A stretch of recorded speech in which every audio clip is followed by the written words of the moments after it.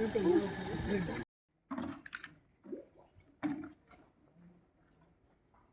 ನೋಡಿ ಇರುತ್ತೆ ಹತ್ರ ಆಗ್ಬೋದು.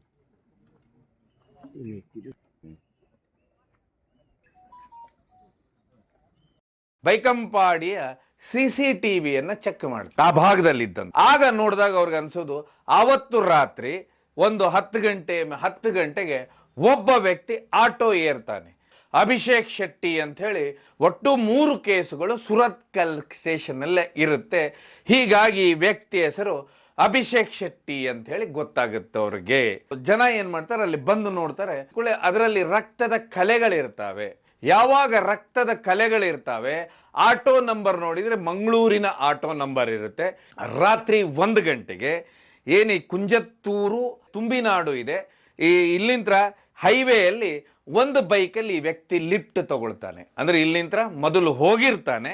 ಆ ವ್ಯಕ್ತಿ ಯಾರೋ ಅವನ ಪಾಡಿಗೆ ಅವನಾದ. ಇಲ್ಲಿ ಈ ಮೊಹಮ್ಮದ್ ಶರೀಫ್ ಅವ್ರು ಏನಿದ್ದಾರೆ, ಇವ್ರ ಪಾಡಿಗೆ ಇವ್ರ ಆಟೋ ಓಡಿಸ್ಕೊಂಡಿರ್ತಾರೆ.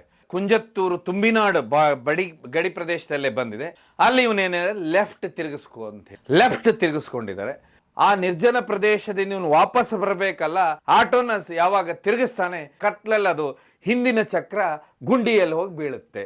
ಮಾನ್ಯ ವೀಕ್ಷಕರೇ, ಅಳಿದು ಉಳಿದವರು ಕಂಡಂತೆ ಸ್ವಾಗತ ಸುಸ್ವಾಗತ. ಕರ್ನಾಟಕ ರಾಜ್ಯ ಮಂಗಳೂರಿಗೆ ಬಂದ ಕೂಡಲೇನೆ ಕಳೆದ ಒಂದು 3-4 ದಿವಸದಿಂದ ದೊಡ್ಡ ಮಟ್ಟದ ಹೋರಾಟ, ಸ್ಟ್ರೈಕು ಎಲ್ಲ ನಡೆದಿತ್ತು. ಏನಂತ ಹೇಳಿದ್ರೆ, ಆಟೋ ಡ್ರೈವರ್ ಒಬ್ಬರ ಭೀಕರ ಹತ್ಯೆ ಆಗಿದೆ, ಅದಕ್ಕೆ ನ್ಯಾಯ ಕೊಡಿಸಬೇಕು. ಏನು ಒಂದು ಅಂತಿಮ ಯಾತ್ರೆ ನಡೆಯುತ್ತೆ. ಇಲ್ಲಿ ಸಾವಿರಾರು ಜನ ಸೇರ್ತಾರೆ. ಎಲ್ಲ ಜನ ಅಲ್ಲಿ ಸೇರಿರ್ತಾರೆ, ಇಡೀ ಊರವರೇ ಅಲ್ಲಿ ಸೇರಿರ್ತಾರೆ. ಯಾಕಂದ್ರೆ ಆಟೋ ಡ್ರೈವರ್ ಅಷ್ಟು ಒಳ್ಳೆಯವರು ಇರ್ತಾರೆ. ಆದ್ರೆ ಇಲ್ಲಿ ದುರಾದೃಷ್ಟ ಅಂತ ಹೇಳಿದ್ರೆ, ಅವರ ಹತ್ಯೆ ಆಗಿದ್ದ ಕಾರಣ ಕೇಳಿಬಿಟ್ರೆ ನೀವೆಲ್ಲ ಬೆಚ್ಚಿ ಬೀಳ್ತೀರಾ. ಇದೆಲ್ಲಕ್ಕಿಂತ ಹೆಚ್ಚಾಗಿ ಬೆಂಗಳೂರಿನಲ್ಲಿ ಏನಾದ್ರೂ ಆಗ್ಬಿಟ್ಟಿದ್ರೆ ಅದು ದಿವಸಕ್ಕೊಂದು 100 ಮಾಡ್ರಿ ಈ ಕಾರಣಕ್ಕೆ ಆಗ್ಬೇಕು. ಹಾಗಾದ್ರೆ ಹತ್ಯೆ ಮಾಡಿದ ವ್ಯಕ್ತಿ ಯಾರು ಅಂತ ನಾವು ನೋಡ್ತಾ ಹೋಗ್ಬಿಟ್ರೆ, ಅಭಿಷೇಕ್ ಶೆಟ್ಟಿ ಅಂತ ಹೇಳಿ ಮೊಹಮ್ಮದ್ ಶರೀಫ್ ಅವರನ್ನ ಭೀಕರವಾಗಿ ಹತ್ಯೆ ಮಾಡ್ತಾನೆ. ಏನಪ್ಪ, ಯಾಕಾಗಿರ್ಬೋದು, ಇವನು ಯಾಕೆ ಕೊಂದಿರ್ಬೋದು, ಅಂತದೇನು ಇವನು ದ್ವೇಷ ಇತ್ತು, ಅಥವಾ ಏನಾದ್ರೂ ಜಾಗದ ಆಸ್ತಿ ಕಲಹ ಇತ್ತ, ಇಲ್ಲ ದೊಡ್ಡ ದೊಡ್ಡ ಗ್ಯಾಂಗ್ನವ್ರನ್ನ ನೋಡಿದ್ರೆ ನಿಮ್ಗೆ ಕಾರಣ ಕೇಳಿಬಿಟ್ರೆ ಆಶ್ಚರ್ಯ ಆಗುತ್ತೆ. ಮೊದಲಿಗೆ ಯಾರು ನಂಬಲಿಲ್ಲ.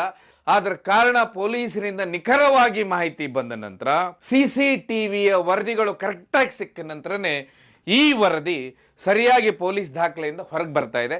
ಹಾಗಾದ್ರೆ ಈ ಕೇಸ್ ಯಾವತ್ತು ನಡೀತು, ಯಾಕಾಯ್ತು, ಏನಾಯ್ತು ಅಂತ ನಾವು ನೋಡ್ತಾ ಹೋದ್ರೆ, 9 ತಾರೀಕು ಇವರು ಮುಲ್ಕಿ ಭಾಗದ ಕೊಲ್ನಾಡ್ನವರು ಇವರು ಮನೆಯಿಂದ ಆಟೋದಿಂದ ಹೊರಟಂತವ್ರು ಇವರು ಏನಂತ ಹೇಳಿದ್ರೆ, ಮಾಮೂಲಿ ಏನು ಬೈಕಂಪಾಡಿಯ ಪಾರ್ಕ್ ಆ ಭಾಗ ಅಂತ ಹೇಳಿದ್ರೆ, ಇಲ್ಲಿ APMC ಜಾಗ, APMC ಎಲ್ಲ ಇದೆ.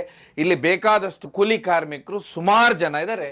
ಇಲ್ಲಿ ಇವರು ಆಟೋ ಸ್ಟ್ಯಾಂಡ್ ಅಲ್ಲಿ ನಿಲ್ತಾರೆ. ಇವರು ಅಲ್ಲಿಂದ ಒಂದು ಆಟೋ ಬಾಡಿಗೆ ತಗೊಂಡು ಹೋಗ್ತಾರೆ. ಆ ನಂತರ ಅವರು ಅವತ್ತು ಬೆಳಗ್ಗೆ ಆದ್ರೂ ಮನೆಗೆ ಬರುದಿಲ್ಲ. ಮನೆಗೆ ಯಾವಾಗ ಬರುದಿಲ್ಲ, ಆಗ ಮನೆಯವರು ಏನ್ ಮಾಡ್ತಾರೆ, ಬೆಳಗ್ಗೆಯಿಂದ ಫೋನ್ ಮಾಡ್ಲಿಕ್ಕೆ ಶುರು ಮಾಡ್ತಾರೆ. ಫೋನ್ ಸ್ವಿಚ್ ಆಫ್ ಬರ್ತಾ ಇರುತ್ತೆ. ಹೀಗಾಗಿ ಅವರು ನೇರವಾಗಿ ಅವರು ಪೊಲೀಸ್ ಸ್ಟೇಷನ್ ನಲ್ಲಿ ಕಂಪ್ಲೇಂಟ್ ಮಾಡ್ತಾರೆ. ಕಂಪ್ಲೇಂಟ್ ಮಾಡಿ ಈ ರೀತಿ ಆಟೋ ನಡೆಸ್ತಾ ಇದ್ರು ಈ ರೀತಿ ಅಂತೇಳಿ.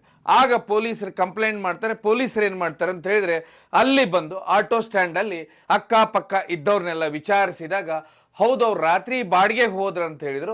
ಆಮೇಲೆ ಅವರು ತುಂಬಾ ಒಳ್ಳೆ ಜನ, ಎಲ್ಲರೊಟ್ಟಿಗೂ ಸ್ನೇಹ ಪರವಾಗಿರ್ತಿದ್ರು, ತುಂಬಾ ಕಷ್ಟಪಟ್ಟು ದುಡಿತಾ ಇದ್ರು. ಅವರ ಮಕ್ಕಳನ್ನು ಒಳ್ಳೆ ವಿದ್ಯಾಭ್ಯಾಸ ಮಾಡಿ ಇಂಜಿನಿಯರ್ ಮಾಡಿದ್ರು. ಇತ್ತೀಚೆಗೆ ಅವರು ಮನೆಯನ್ನೂ ಕಟ್ಟಿದ್ರು, ಹಗಲು ರಾತ್ರಿ ಕಷ್ಟಪಡ್ತಾ ಇದ್ರು ಅಂತ ಎಲ್ಲರೂ ಅವ್ರ ಬಗ್ಗೆ ಹೇಳ್ತಾರೆ. ಇದಾದ ಮೇಲೆ ಏನಾಗುತ್ತೆ, ಅವತ್ತು 10 ತಾರೀಕು ಕಳೆದು 11 ತಾರೀಕು ಆಗುತ್ತೆ. 11 ತಾರೀಕಿನ ದಿವಸ ಕರ್ನಾಟಕ ಕೇರಳ ಗಡಿ ಭಾಗ ಏನಿದೆ ಅಂದ್ರೆ, ನೀವು ಮೊನ್ನೆ ಒಂದು ಬ್ಯಾಂಕ್ ದರೋಡೆ ಆಗುತ್ತೆ, ಕೋಟೆಕಾರು ಬ್ಯಾಂಕ್ ದರೋಡೆ. ಆ ಕೋಟೆಕಾರಿನಿಂದ ಸ್ವಲ್ಪ ಮುಂದೆ ಹೋಗ್ಬಿಟ್ರೆ ತಲಪಾಡಿ ಚೆಕ್ ಪೋಸ್ಟ್ ಬರುತ್ತೆ. ಆ ಪಕ್ಕದಲ್ಲಿ ಕೇರಳ ಇದೆ. ಆ ಕೇರಳ ಕುಂಜತ್ತೂರು ಮತ್ತೆ ತುಂಬಿನಾಡು ಅಂತ ಹೇಳಿದ್ರೆ ಏನು ಹೈವೇ, ನ್ಯಾಷನಲ್ ಹೈವೇ ಹೋಗುತ್ತೆ, ಸ್ವಲ್ಪ ಚೆಕ್ ಪೋಸ್ಟ್ ದಾಟಿ ಮುಂದೆ ಹೋದ್ಕೊಳ್ಳೇನೆ ಲೆಫ್ಟ್ ಸೈಡ್ ಒಂದು ಮಾರ್ಗ ಇದೆ. ಅಂದ್ರೆ ತುಂಬಾ ಕಚ್ಚಾ ಮಾರ್ಗ, ಕಾಡು ಮಧ್ಯೆ ಒಂದು ಕಚ್ಚಾ ಮಾರ್ಗ. ಅಲ್ಲಿ ಒಳಗೆ ಒಂದು ಆಟೋ ಏನಂತ ಹೇಳಿದ್ರೆ ಹಿಂದಿನ ಗಾಲಿ ಸ್ಕಿಡ್ ಆಗಿ ಬಿದ್ದಿರುತ್ತೆ. ಬಿದ್ದಾಗ ಅಲ್ಲಿ ಸ್ಥಳೀಯರ ಆ ಜನ ಅಂದ್ರೆ ತುಂಬಾ ಓಡಾಡೋದು ತುಂಬಾ ಕಮ್ಮಿ ಜನ ಏನ್ ಮಾಡ್ತಾರೆ, ಅಲ್ಲಿ ಬಂದು ನೋಡ್ತಾರೆ.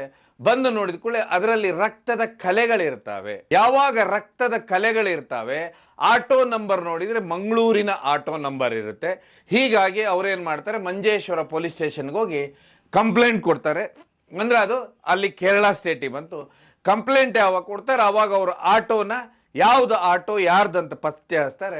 ಆಗ ಗೊತ್ತಾಗುತ್ತೆ ಇದು ಮೊಹಮ್ಮದ್ ಶರೀಫ್ ಅವರ ಆಟೋ ನಂಬರ್, ಇಲ್ಲಿ ಮನೆ ಅಡ್ರೆಸ್ ಇದು ಅಂತೇಳಿ. ಆಗ ಅವ್ರು ಏನ್ ಮಾಡ್ಬಿಡ್ತಾರೆ ಅಂದ್ರೆ ಕರ್ನಾಟಕ ಪೊಲೀಸ್ ಸ್ಟೇಷನ್ಗೆ ತಿಳಿಸ್ತಾರೆ. ಅದಾಗ್ಲೇನೆ ಮುಲ್ಕಿ ಸ್ಟೇಷನ್ ನಲ್ಲಿ ಇದರ ಕಂಪ್ಲೇಂಟ್ ಆಗಿರುತ್ತೆ. ಕಂಪ್ಲೇಂಟ್ ಆದ ಕೂಡಲೇನೆ ಇಲ್ಲಿ ಅವ್ರ ಮನೆ ಇಲ್ಲಿಂತ್ರ ಪೊಲೀಸರು ಅಂದ್ರೆ ಮನೆಯವ್ರಿಗೆ ತಿಳಿಸಿ ಅಲ್ಲಿಗೆ ಹೊರಡ್ತಾರೆ. ಹೊರಟಾದ ನಂತರ ಏನು ನೀವು ಪ್ರಾರಂಭದಲ್ಲಿ ವಿಡಿಯೋ ನೋಡಿದ್ರ, ಆ ಬಾವಿ ಅಂದ್ರೆ ಎಲ್ಲ ಆಟೋ ಬಿದ್ದಿರುತ್ತೆ ಅದರ ಪಕ್ಕದಲ್ಲೇ ಒಂದು ಪಾಳು ಬಾವಿ ಇರುತ್ತೆ. ಆ ಪಾಳು ಬಾವಿಯಲ್ಲಿ ಅವರ ಶವವನ್ನ ತೆಗಿತಾರೆ. ಅದು ಇಷ್ಟು ಭೀಕರವಾಗಿ ಹತ್ಯೆ ಆಗಿರುತ್ತಂತ ಹೇಳಿದ್ರೆ ಸಿಕ್ಕಾಪಟ್ಟೆ ಇರಿದು ಬಿಟ್ಟಿರ್ತಾರೆ. ಆಗ ಏನ್ ಮಾಡ್ಬಿಡ್ತಾರೆ ಅಂದ್ರೆ ಅಲ್ಲಿಂದ ಡೆಡ್ ಬಾಡಿನ ತಗೊಂಡು ಅಲ್ಲಿಂದ ಮತ್ತೆ PM ಪೋಸ್ಟ್ ಮಾರ್ಟಮ್ ಎಲ್ಲ ಆಗತ್ತೆ. ಪೋಸ್ಟ್ ಮಾರ್ಟಮ್ ಆದ ನಂತರ ಅದನ್ನ ಅಂದ್ರೆ ಅವ್ರ ಮುಲ್ಕಿ ಇದಕ್ಕೆ ತಗೊಂಡ್ ಬರ್ತಾರೆ. ಅವ್ರ ಮನೆಗೆ ಡೆಡ್ ಬಾಡಿ ತರ್ತಾರೆ. ಅವಾಗ ಅಪಾರ ಜನಸಂಖ್ಯೆ ಸೇರಿರ್ತಾರೆ. ಅದಾಗ್ಲೇನೆ ಏನ್ ಮಾಡ್ಬಿಡ್ತಾರೆ ಅಂದ್ರೆ ತತ್ಕ್ಷಣ ಇದು ಕೇರಳದಲ್ಲಿ ಆಗಿರೋದ್ರಿಂದ ಈ ಕೇಸು ಕೇರಳ ಪೊಲೀಸರು ಏನ್ ಮಾಡ್ತಾರೆ, ಕರ್ನಾಟಕ ಪೊಲೀಸರ ಹೆಲ್ಪ್ ತಗೊಳ್ತಾರೆ. ವಿಶೇಷವಾಗಿ ಏನು ಸುರತ್ಕಲ್ ಇರ್ಬೋದು, ಬೈಕಂಪಾಡಿ ಇರ್ಬೋದು, ಮುಲ್ಕಿ ಸ್ಟೇಷನು, ಮಂಗಳೂರು ಪೊಲೀಸರ ಹೆಲ್ಪ್ ತಗೊಳ್ತಾರೆ. ಇಲ್ಲಿ ಏನಂತ ಹೇಳಿದ್ರೆ ಬೈಕಂಪಾಡಿಯ CCTVಯನ್ನ ಚೆಕ್ ಮಾಡ್ತಾರೆ ಆ ಭಾಗದಲ್ಲಿ ಇದ್ದಂತ. ಆಗ ನೋಡಿದಾಗ ಅವ್ರಿಗೆ ಅನ್ಸೋದು ಆವತ್ತು ರಾತ್ರಿ ಒಂದು 10 ಗಂಟೆಗೆ ಒಬ್ಬ ವ್ಯಕ್ತಿ ಆಟೋ ಏರ್ತಾನೆ. ಈ ಆಟೋ ಏರ್ತಾನೆ, ಅವತ್ತು ಆಟೋನ ಏರ್ತಾನೆ. ಏರಿದ ನಂತರ ಏನಾಗುತ್ತೆ ಅಂತ ಹೇಳಿದ್ರೆ ಏರಿದಂಥವನ ಗುರುತು ಇವ್ರಿಗೆ ಗೊತ್ತಾಗುತ್ತೆ ಪೊಲೀಸರಿಗೆ. ಯಾಕೆ ಗುರುತು ಗೊತ್ತಾಗುತ್ತೆ ಅಂದ್ರೆ ಆ ವ್ಯಕ್ತಿಯ ಮೇಲೆ 2 ಗಾಂಜಾ ಕೇಸುಗಳು ಹಾಗೆ ಒಂದು ಮೊಬೈಲ್ನ ಎಳ್ಕೊಂಡು ಹೋಗಿರುವಂತ ಕೇಸು, ಒಟ್ಟು 3 ಕೇಸುಗಳು ಸುರತ್ಕಲ್ ಸ್ಟೇಷನ್ ಅಲ್ಲೇ ಇರುತ್ತೆ. ಹೀಗಾಗಿ ಈ ವ್ಯಕ್ತಿ ಹೆಸರು ಅಭಿಷೇಕ್ ಶೆಟ್ಟಿ ಅಂತ ಹೇಳಿ ಗೊತ್ತಾಗುತ್ತೆ ಅವ್ರಿಗೆ. ಆಗ ಈ ವ್ಯಕ್ತಿ ಇವನ್ನ ತಗೊಂಡು ಹೋಗ್ತಾರೆ. ತಗೊಂಡು ಹೋದ ನಂತರ ಏನಂತ ಹೇಳಿದ್ರೆ ಪೊಲೀಸರು ಇವನೇನ ಮುಂದೆ ಬೇರೆ ಯಾರ ಅನ್ನುವಂಥದ್ದು ಮತ್ತೆ ಕೇರಳ ಪೊಲೀಸರು ಕೇರಳದಲ್ಲಿ ಚೆಕ್ ಮಾಡಿದಾಗ ರಾತ್ರಿ 1 ಗಂಟೆಗೆ ಏನು ಈ ಕುಂಜತ್ತೂರು ತುಂಬಿನಾಡು ಇದೆ, ಈ ಇಲ್ಲಿಂದ ಹೈವೇಯಲ್ಲಿ ಒಂದು ಬೈಕಲ್ಲಿ ಈ ವ್ಯಕ್ತಿ ಲಿಫ್ಟ್ ತಗೊಳ್ತಾನೆ. ಅಂದ್ರೆ ಇಲ್ಲಿಂದ ಮೊದಲು ಹೋಗಿರ್ತಾನೆ, ಆ ನಂತರ ರಾತ್ರಿ 1 ಗಂಟೆಗೆ ಲಿಫ್ಟ್ ತಗೊಳ್ತಾನೆ. ಲಿಫ್ಟ್ ತಗೊಂಡು ತಲಪಾಡಿ ಚೆಕ್ ಪೋಸ್ಟಿನಿಂದ ಅಂದ್ರೆ ಏನು ಚೆಕ್ ಪೋಸ್ಟ್ ಇದೆ ಅಲ್ಲಿಂದ ಕೋಟೆಕಾರಿಗೆ ಬರ್ತಾನೆ ಇವನು. ಆಮೇಲೆ ಆ ವ್ಯಕ್ತಿಯ ವಿಚಾರಣೆ ಮಾಡಿದಾಗ ಆ ವ್ಯಕ್ತಿ ಏನಂತ ಹೇಳಿದ್ರೆ ಕೇರಳದಲ್ಲಿ ಅಥವಾ ಕರ್ನಾಟಕದ ಯಾವುದೇ ಪಕ್ಕದ ರಾಜ್ಯಗಳಲ್ಲೂ ಲಿಕ್ಕರ್ ತುಂಬಾ ಸ್ಟ್ರಿಕ್ಟ್ ಆಗಿ ಮಾಡ್ತಾರೆ. ಮತ್ತೆ ಅಲ್ಲಿ ಎಲ್ಲಿ ಬೇಕಲ್ಲಿ ಡ್ರಿಂಕ್ಸ್ ಸಿಗುವುದಿಲ್ಲ. ನಿಮಗೆ ವಿಶೇಷವಾಗಿ ತಮಿಳುನಾಡು, ಆಂಧ್ರ ಪ್ರದೇಶ ಬಂದ್ರೆ ಕರ್ನಾಟಕದಷ್ಟು ಮುಕ್ತವಾದ ಈ ಲಿಕ್ಕರಿನ ಮಾರುಕಟ್ಟೆ ಎಲ್ಲೂ ಇಲ್ಲ. ಹೀಗ ಗಡಿ ಭಾಗದವ್ರು ಏನ್ ಮಾಡ್ತಾರೆ ಅಂದ್ರೆ ಇದೆಲ್ಲಾ ಗಡಿ ಭಾಗದಲ್ಲೂ ಕಾಮನ್ನು.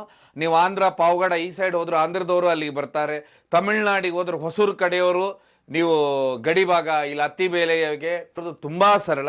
ಇದೇ ರೀತಿನೇ ಅಲ್ಲೆಲ್ಲ ಗಡಿ ಭಾಗದಲ್ಲೂ ರಾತ್ರಿ 1 ಗಂಟೆ 2 ಗಂಟೆವರೆಗೂ ಬಾರ್ಗಳು ಓಪನ್ ಇರ್ತಾವೆ. ಒಂದು ಡೋರ್ ಮುಚ್ಚಿರ್ತಾರೆ, ಅದ್ರ ಪಾಡಿಗೆ ವ್ಯಾಪಾರ ಅವ್ರು ಮಾಡ್ತಿರ್ತಾರೆ. ಅದೇ ರೀತಿನೇ ಏನು ತಲ್ಪಾಡಿ ಈ ಗಡಿ ಭಾಗ ಇದೆ, ಇಲ್ಲಿ ಕೋಟೆಕಾರಿಗೆ ಈ ಗಡಿ ಭಾಗದಲ್ಲಿ ಕುಡಿಲಿಕ್ಕೆ ಬರೋದಂದ್ರೆ ತುಂಬಾ ಕಾಮನ್ ಇದು. ಹೀಗಾಗಿ ಆ ವ್ಯಕ್ತಿ ಏನು ಬೈಕ್ ತಗೊಂಡು ಬರ್ತಾನೆ, ಅದೇ ಬೈಕಲ್ಲಿ ಇವನು ಕೂತ್ಕೊಂಡು ಪಾಸ್, ರಿಕ್ಷಾ ಸಿಕ್ಕಿರುತ್ತೆ, ಅಲ್ಲಿ ಇವನ ಆ CCTVಯಲ್ಲಿ ಇವನು ಪಾಸ್ ಆಗೋದು ರಾತ್ರಿ 1 ಗಂಟೆಗೆ ಗೊತ್ತಾಗುತ್ತೆ. ಹೀಗಾಗಿ ಅವ್ರು ಕನ್ಫರ್ಮ್ ಆಗಿರುತ್ತೆ ಇವನೇ. ಹಾಗಾದ್ರೆ ಇವನು ಕೊಲೆ ಅನ್ನುವಂಥದ್ದು ಬೇಕಲ್ಲ ಇಲ್ಲಿ ಮುಖ್ಯವಾಗಿ. ಅಂದ್ರೆ ಮೊಹಮ್ಮದ್ ಶರೀಫ್ ಅವರ ಡೆಡ್ ಬಾಡಿ ಸಿಕ್ಕಾಗ ಅಥವಾ ಆಟೋದಲ್ಲಿ ಇರುವಂತ ಅವ್ರದ್ದೇನು ಪಾಕೆಟ್ ಇರ್ಬೋದು, ಅವ್ರ ದುಡ್ಡು ಇರ್ಬೋದು, ಎಲ್ಲ ವಸ್ತುಗಳು ಹಾಗೆ ಇರ್ತವೆ. ಆದ್ರೆ ಹತ್ಯೆ ಮಾಡೋದಕ್ಕೊಂದು ಕಾರಣ ಬೇಕಲ್ಲ ಈ ವ್ಯಕ್ತಿಗೆ. ಇಲ್ಲಿವರೆಗೆ ಕರ್ಕೊಂಬಂದು ಹತ್ಯೆ ಮಾಡ್ಬೇಕಾದ್ರೆ ಅದೆಂತ ದೊಡ್ಡ ಸೇಡ್ ಇರ್ಬೋದು ಅಂತ ಹೇಳಿ ಪೊಲೀಸರು ಇವನ ತೀವ್ರಗತಿಯಲ್ಲಿ ವಿಚಾರಣೆ ಪ್ರಾರಂಭ ಮಾಡ್ತಾರೆ. ಯಾಕಂದ್ರೆ ಇಲ್ಲಿ ಎಲ್ಲ CCTV ಪರಿಶೀಲನೆ ಆದ ನಂತರ ಗೊತ್ತಾಗುತ್ತೆ ಒಬ್ಬ ವ್ಯಕ್ತಿ ಇರೋದು. ಆಗ ಈ ಅಭಿಷೇಕ್ ಶೆಟ್ಟಿನ ನಿಮ್ಗೆ ಗೊತ್ತು, ಕೇರಳ ಪೊಲೀಸರು ಯಾವಾಗ ವಿಚಾರಣೆ ಶುರು ಮಾಡ್ತಾರೆ, ಅವನು ಹೇಳಿದ್ದು 6 ತಿಂಗಳದ ಹಿಂದೆ ಏನು ಅವನು ಒಂದು ಸ್ಕೂಲ್ ಬಸ್ ಅನ್ನ ನಡೆಸ್ತಾ ಇರ್ತಾನೆ. ಈ ಸ್ಕೂಲ್ ಬಸ್ ಅನ್ನ ನಡೆಸುವಂತವನು ಇವನು ಈ ಭಾಗ ಅಂತ ಹೇಳಿದ್ರೆ ಏನು ಈ ಬೈಕಂಪಾಡಿಯ ಪಕ್ಕದಲ್ಲಿ ಇರುವಂತ ಕೂಳೂರು ಏನಿದೆ ಅದೇ ಭಾಗದಲ್ಲಿ ಅಲ್ಲೊಂದು ಹೋಟ್ಲ್ ಇದೆ. ಆ ಹೋಟ್ಲ್ ಅಂತ ಹೇಳಿದ್ರೆ ಆ ಹೋಟೆಲ್ ಜಂಕ್ಷನ್ ನಲ್ಲೇ ಇದೆ. ಅಲ್ಲಿ ಸಿಕ್ಕಾಪಟ್ಟೆ ರಶ್ ಇರುತ್ತೆ. ಮೇಲೆ ಅಂತ ಹೇಳಿದ್ರೆ ಮೇಲೆ ಫ್ಲೈಓವರ್ ಹೋಗುತ್ತೆ. ಅಲ್ಲಿ ಅಂತ ಹೇಳಿದ್ರೆ ಈ ವ್ಯಕ್ತಿ ಕೂಳೂರು ಭಾಗದ ಒಂದು ಸ್ಕೂಲ್ ಬಸ್ ಡ್ರೈವರ್ ಆಗಿರ್ತಾನೆ. ಅದೇ ಸಮಯದಲ್ಲಿ ಇವರು ಆಟೋನ ತಗೊಂಡು ಹೋಗಿರ್ತಾರೆ. ಹೀಗಾಗಿ ಇವರ ಆಟೋಗೆ ಮತ್ತೆ ಬಸ್ಸಿಗೆ ಅಡ್ಡ ತಿಡ್ಡಿ ಅಂದ್ರೆ ನಿಮ್ಗೆ ಗೊತ್ತಲ್ಲ, ರಶ್ ಇರುವಾಗ ಅಡ್ಡ ಇವರ ಆಟೋ ಮತ್ತೆ ಬಸ್ ಮಧ್ಯ ಅಂತ ಹೇಳಿದ್ರೆ ಅಡ್ಡ ತಿಡ್ಡಿ ಆಗುತ್ತೆ. ಹೀಗಾಗಿ ಕೆಳಗಿಳಿದ ಕೂಡಲೇ ಜಗಳ ಯಾವಾಗ ಆಗುತ್ತೆ, ಈ ಅಭಿಷೇಕು ಕೆಳಗಿಳಿತಾನೆ. ಒಳಗೆ ಸ್ಕೂಲ್ ಮಕ್ಕಳು ಇರ್ತಾರೆ. ಸ್ಕೂಲ್ ಆದ್ರ ಸಂಬಂಧಪಟ್ಟಂತ ಸ್ಕೂಲಿಗೆ ಸಂಬಂಧಪಟ್ಟಂತ ಟೀಚರ್ ಅವರೆಲ್ಲ ಆ ಬಸ್ಸಲ್ಲಿ ಕೂತ್ಕೊಂಡಿರ್ತಾರೆ. ಜಗಳ ಏನಂತ ಹೇಳಿದ್ರೆ ಸುಮಾರು ಜೋರಾಗಿ ಆಗುತ್ತೆ. ನಿಮ್ಗೆ ಗೊತ್ತು, ಯಾಕಂತ ಹೇಳಿದ್ರೆ ನಾನು ಮೊದಲೇ ಅಭಿಷೇಕ್ ಅನ್ನುವಂಥ ವ್ಯಕ್ತಿಯ ಬಗ್ಗೆ ಹೇಳಿದೆ. 2 ಗಾಂಜಾ ಕೇಸು, ಒಂದು ಮೊಬೈಲ್ ಸ್ನ್ಯಾಚಿಂಗ್ ಕೇಸ್ ಇತ್ತು ಅಂತ ಹೇಳಿ. ಅದರರ್ಥ ಅವನ ಹಿನ್ನೆಲೆ ನಿಮ್ಗೆ ಗೊತ್ತಾಗ್ಬಿಟ್ಟಿರುತ್ತೆ. ಇಲ್ಲಿಗೆ ಅವನ ವ್ಯಕ್ತಿತ್ವ ಯಾವ ರೀತಿ ಇರ್ಬೋದು ಅಂತ ಹೇಳಿ. ಜೋರಾಗಿ ಯಾವಾಗ ಜಗಳ ಆಗುತ್ತೆ ಆಗ ಏನಾಗುತ್ತೆ, ಅಲ್ಲೇ ಇದ್ದಂಥ ಆಟೋ ರಿಕ್ಷಾ ಸ್ಟ್ಯಾಂಡ್ ಅವರು ಎಲ್ಲ ಬರ್ತಾರೆ. ಬಂದ ಕೂಡಲೇ ಏನಾಗುತ್ತೆ, ಅವ್ರದ್ದು ಸ್ವಲ್ಪ ಧ್ವನಿ ಜೋರಾಗಿರುತ್ತೆ. ಯಾವಾಗ ಧ್ವನಿ ಜೋರಾಗುತ್ತೆ ಆವಾಗ ಸ್ವಲ್ಪ ಇವ್ರ ಮಧ್ಯೆ ಗಲಾಟೆ ಆಗುತ್ತೆ. ಗಲಾಟೆ ಆದ ನಂತರ ಏನಾಗುತ್ತೆ, ಇವನು ತಿರ್ಗಾ ಬಂದು ಬಸ್ ಹತ್ತುತ್ತಾನೆ. ಇವನು ತನ್ನ ಬಸ್ಸನ್ನ ಚಲಾಯಿಸ್ಕೊಂಡು ಹೋಗ್ಬಿಡ್ತಾನೆ. ಆದ್ರೆ ಇವನು ಗಲಾಟೆ ಮಾಡಿದ್ದಂಥದ್ದನ್ನ ಅಲ್ಲಿ ಇದ್ದಂಥವ್ರು ಅಂದ್ರೆ ವಿಶೇಷವಾಗಿ ಸ್ಕೂಲು ಅಂದ್ಕೂಡೇನೆ ತುಂಬಾ ಸೂಕ್ಷ್ಮ ವಿಷಯ ಅಂತ ನಿಮಗೆ ಗೊತ್ತು. ಸ್ಕೂಲನ್ನು ಬಸ್ಸನ್ನು ಚಲಾಯಿಸೋರ್ಗೂ ಸುಮಾರು ಅಂದ್ರೆ ತುಂಬಾ ಸರಳವಾಗಿರ್ಬೇಕಾಗತ್ತೆ. ಯಾಕಂದ್ರೆ ಮಕ್ಕಳು ಇರ್ತಾರೆ, ತುಂಬಾ ಸ್ಲೋ ಆಗಿ ಹೋಗ್ಬೇಕಾಗತ್ತೆ. ಹೀಗೆಲ್ಲ ಗೊತ್ತಿರುತ್ತೆ. ಅದನ್ನೆಲ್ಲರೂ ಅಬ್ಸರ್ವ್ ಮಾಡಿರ್ತಾರೆ ಈ ವ್ಯಕ್ತಿಯ ಕ್ಯಾರೆಕ್ಟರ್ನ, ಅಭಿಷೇಕಿನ ಕ್ಯಾರೆಕ್ಟರ್ನ. ಅದಾದ ನಂತರ ಇವನು ಯಾವಾಗ ಸ್ಕೂಲ್ ಹೋಗ್ತಾನೆ, ನಂತರ ಇವನನ್ನ ಅಲ್ಲಿಂದ ಕೆಲಸದಿಂದ ತೆಗಿತಾರೆ. ಸೊ ಈ ಪಾರ್ಟ್ ಏನಂತ ಹೇಳಿದ್ರೆ ಇಲ್ಲಿಗೆ, ಸೊ ಇಷ್ಟೇನೆ ಘಟನೆ ನಡೆದು ಇಷ್ಟೇನೆ. ಇಲ್ಲಿಂತ ಇದು ಕೇಸೇ ಅಂದ್ರೆ ಈ ಕೇಸಿಗೆ ಆ ವ್ಯಕ್ತಿ ಯಾರೋ ಅವನ ಪಾಡಿಗೆ ಅವನಾದ. ಇಲ್ಲಿ ಈ ಮೊಹಮ್ಮದ್ ಶರೀಫ್ ಅವ್ರು ಏನಿದ್ದಾರೆ ಇವ್ರ ಪಾಡಿಗೆ ಇವ್ರ ಆಟೋ ಓಡಿಸ್ಕೊಂಡಿರ್ತಾರೆ. ಯಾವಾಗ ಇವನನ್ನ ಕೆಲಸದಿಂದ ತೆಗಿತಾರೆ, ಈ ಜಗಳ ಈ ಕಾರಣಕ್ಕಾಯ್ತು ಅನ್ನುವಂಥದ್ದು ಯಾವಾಗ ಇವನ್ ತಲೆಯಲ್ಲಿ ಬರುತ್ತೆ, ಆವಾಗ ಏನ್ ಮಾಡ್ಬಿಡ್ತಾನಂತ ಹೇಳಿದ್ರೆ ಇವನು 2 ಸಾರಿ ಬೈಕಂಪಾಡಿ ಏನ ಜಾಗ ಇದೆ ಅಂದ್ರೆ ಬೈಕಂಪಾಡಿ ಪಾರ್ಕ್ ಇದೆ, ಅಲ್ಲಿ ಈ ವ್ಯಕ್ತಿ ಇದಾರ ಅಂತ ಹೇಳಿ ಹುಡ್ಕೊಂಡು ಹೋಗ್ತಾನಂತೆ. ಆಗ ಆ ವ್ಯಕ್ತಿ ಅವ್ರ ನಸೀಬ ಅಂದ್ರೆ ಅವನಿಗೆ ಕೈಗೆ ಸಿಗುದಿಲ್ಲ. ಯಾಕಂತ ಹೇಳಿದ್ರೆ ಅಂತ ಹೇಳಿದ್ರೆ ಮನಸ್ಥಿತಿ ಒಂದು ಅಷ್ಟು ಚೆನ್ನಾಗಿರುವುದಿಲ್ಲ ಅನ್ನೋದಕ್ಕೆ ಈ ಗಾಂಜಾ ವ್ಯಸನಿಗಳು ಮತ್ತೆ ಮಾದಕ ವಸ್ತುಗಳನ್ನ ಯಾರು ತಗೊಳ್ತಾರೆ, ಇವರು ತಂಪಾಡಿಗೆ ತಾವಷ್ಟೇ ಯೋಚನೆ ಮಾಡ್ತಿರ್ತಾರೆ. ತಮಗೇನಾದ್ರೂ ಒಂದು ವೇಳೆ ಚಿಕ್ಕದಾಗಿ ಯಾವ್ದಾದ್ರು ಒಂದು ಅಗೌರವ ಆಯ್ತು, ಯಾರಾದ್ರೂ ಇವರನ್ನ ಬೈದ್ರು ಅಂದ್ಬಿಟ್ರೆ ಅವರನ್ನ ಕೊಲ್ಲು ಹಂತಕ್ಕೂ ಹೋಗ್ತಾರಂತೇಳಿ ಸುಮಾರು ಸೈಕ್ಯಾಟ್ರಿಸ್ಟ್ಗಳು ಹೇಳ್ತಾರೆ. ಇವರ ಮನಸ್ಥಿತಿಗಳು ಹೀಗಿರ್ತಾವ ಅಂತ ಹೇಳಿ. ಅದೇ ರೀತಿ ಅವರ ಸುಮಾರು 6 ತಿಂಗಳಾಗಿರುತ್ತೆ, ಅವ್ರ ಪಾಡಿಗೆ ಅವ್ರು ಕೆಲಸ ಮಾಡ್ತಿರ್ತಾರೆ. ಮೊನ್ನೆ ಇವನೇನ್ ಮಾಡ್ಬಿಡ್ತಾನೆ, ರಾತ್ರಿ 10 ಗಂಟೆಗೆ ಅದೇ ಆಟೋ ಸ್ಟ್ಯಾಂಡಿಗೆ ಬರ್ತಾರೆ. ಅವ್ರ ಪಾಪ ಅವ್ರ ಟೈಮ್ ಸರಿ ಇಲ್ಲೋ ಏನೋ, ಅವ್ರು ಅವಾಗ ಆಟೋ ಹಾಕೊಂಡು ನಿಂತ್ಕೊಂಡಿರ್ತಾರೆ. ಇವನು ಬಂದವನು ಏನ್ ಮಾಡ್ಬಿಡ್ತಾನಂತ ಹೇಳಿದ್ರೆ, ಈ ರೀತಿ ನನಗೆ ಸ್ವಲ್ಪ ಇದಕ್ಕೆ ಬಿಡಬೇಕು ಗಡಿ ಭಾಗಕ್ಕೆ ಅಂತ ಹೇಳಿದ್ರೆ ಏನು ಅಲ್ಪಾಡಿ ಚೆಕ್ ಪೋಸ್ಟಿನ ಸ್ವಲ್ಪ ಮುಂದೆ ಬಿಡಬೇಕು ಅಂತ. ಅವಾಗ ಅವ್ರು ಏನಂತಾರೆ, ಆಯ್ತು ಅಂತ ಹೇಳಿ ಅವರು ಬಾಡಿಗೆನೆ ಹೇಳ್ತಾರೆ. ಯಾಕಂತ ಹೇಳಿದ್ರೆ ಇದು ಕರ್ನಾಟಕ, ಅದು ಕೇರಳ, 40 ಕಿಲೋಮೀಟರ್ ಆಗುತ್ತೆ. ಹೀಗಾಗಿ ಅವರು ಆದ್ರೆ ಅವ್ರಿಗೆ ಇವನು ಯಾರಂತೆ ಗೊತ್ತಾಗುದಿಲ್ಲ. ಆದ್ರೆ ಅವನಿಗೆ ಮಾತ್ರ ಅದು ಗೊತ್ತಿರುತ್ತೆ. ಯಾಕಂತ ಹೇಳಿದ್ರೆ ಅವ್ನ ಮೊದಲೇ ಅವನು ಯಾವಾಗ ನಶೆಯಲ್ಲಿರೋನು ವ್ಯಕ್ತಿನ ಅಬ್ಸರ್ವ್ ಮಾಡ್ತಾನೆ ಇರ್ತಾನೆ ಆ ಸೇಡನ್ನು ಇಟ್ಕೊಂಡು. ಆದ್ರೆ ಅವ್ರಿಗೆ ಗೊತ್ತಾಗೋದಿಲ್ಲ, ಇವನಿಗೆ ಗೊತ್ತಾಗುತ್ತೆ. ಆದ್ರೆ ಅವರು ಅಮಾಯಕರ್ತಾರ, ಆಯ್ತು ನಾನು ಬಿಡ್ತೇನೆ, ನನ್ನ ಬಾಡಿಗೆ ಇಷ್ಟ ಆಗುತ್ತೆ. ಯಾಕಂತ ಹೇಳಿದ್ರೆ ಈ ರೀತಿ ಕೆಲವೊಬ್ರು ಯಾರಾದ್ರೂ ಹೋಗ್ತಾರೆ ಅಂತ ಹೇಳಿದ್ರೆ, ಕೆಲವೊಬ್ರು ಹೇಳ್ತಾರೆ ಆ ಭಾಗಕ್ಕೆ ಕೆಲವೊಮ್ಮೆ ಬಸ್ ಮಿಸ್ ಆಗಿರುತ್ತೆ, ಆಟೋ ಮಾಡಿಕೊಂಡು ಹೋಗುವಂಥವ್ರು ಇರ್ತಾರೆ. ಇಲ್ಲ ಅಂತ ಹೇಳಿದ್ರೆ ಈ ಬೈಕಂಪಾಡಿ ಈ ಭಾಗದಲ್ಲಿ ಸುಮಾರು ಜನ ಇಸ್ಪೇಟ್ ಆಟಗಾರರಿದ್ದಾರೆ. ಅವರು ಏನಂತ ಹೇಳಿದ್ರೆ ರಾತ್ರಿ ಇಸ್ಪೇಟ್ ಆಡ್ತಾರೆ.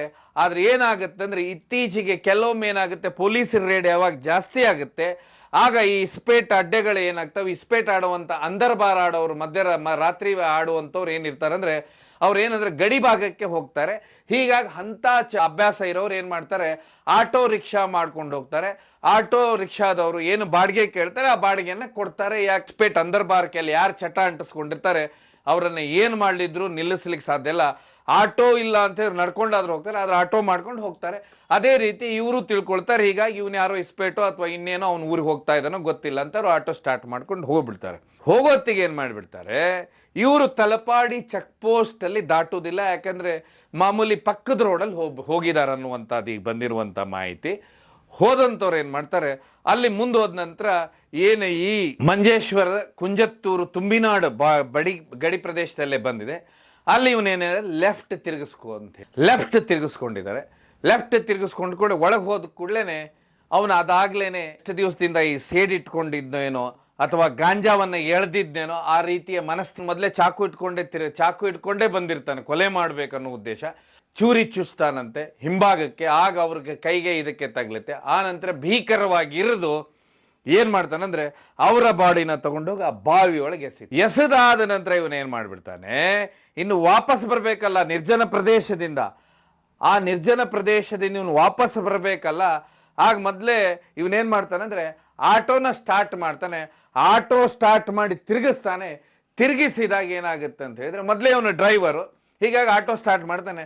ಆಟೋನ ಯಾವಾಗ ತಿರುಗಿಸಿದಾಗ ಏನಾಗುತ್ತೆ, ಕತ್ಲಲ್ಲಿ ಅದು ಹಿಂದಿನ ಚಕ್ರ ಗುಂಡಿಯಲ್ಲಿ ಹೋಗಿ ಬೀಳುತ್ತೆ. ಹೀಗಾಗಿ ಆಟೋ ಅಲ್ಲೇ ಬೀಳುತ್ತೆ. ಅದಾಗಲೇ ಇಂಥ ವ್ಯಕ್ತಿಗಳೇನಂತ ಹೇಳಿದ್ರೆ ಗಾಂಜಾ ವ್ಯಸನಿಗಳೇನಿರ್ತಾರೆ, ಇವ್ರಿಗೆ ಯಾವ ಸ್ಥಿಮಿತನೂ ಯಾವ ತಲೆಯಲ್ಲೂ ಇರೋದಿಲ್ಲ. ಇವ್ರಿಗೆ ಅಲ್ಲಿಂದ ನೇರವಾಗಿ ಅಂದ್ರೆ ಆ ಒಂದು ಬಂಡ್ ಧೈರ್ಯ ಇರುತ್ತೆ ಅವ್ರ ಹತ್ರ, ಗಾಂಜಾ ಸೇವನೆ ಮಾಡಿರೋ ನೇರವಾಗಿ ರಸ್ತೆಗೆ ಬರ್ತಾನೆ. ರಸ್ತೆಗೆ ಬಂದಂಥವನು ಯಾರು ಈ ಭಾಗಕ್ಕೆ ಅಂದ್ರೆ ಕೇರಳದಿಂದ ಮಧ್ಯರಾತ್ರಿ ಕುಡಿಲಿಕ್ಕೆ ಬರುವಂತ ವ್ಯಕ್ತಿ ಏನಿದೆ ಅಂದ್ರೆ 1 ಗಂಟೆ ಸುಮಾರು ಕೋಟೆಗಾರ್ ಕಡೆ ಅವರ ಬೈಕಲ್ಲಿ ಲಿಫ್ಟ್ ತೊಗೊಳ್ತಾನೆ. ಲಿಫ್ಟ್ ತಗೊಂಡು ಬರ್ತಾನೆ. ಸೊ ಬರುವತ್ತಿಗೂ ಇವನು ಅಂದ್ರೆ ಹೇಳಿದ್ರೆ ಏನಲ್ಲಿ ಟೋಲ್ ಇದೆ ಆ CCTVಯಲ್ಲೂ ಬಂದಿರುತ್ತೆ.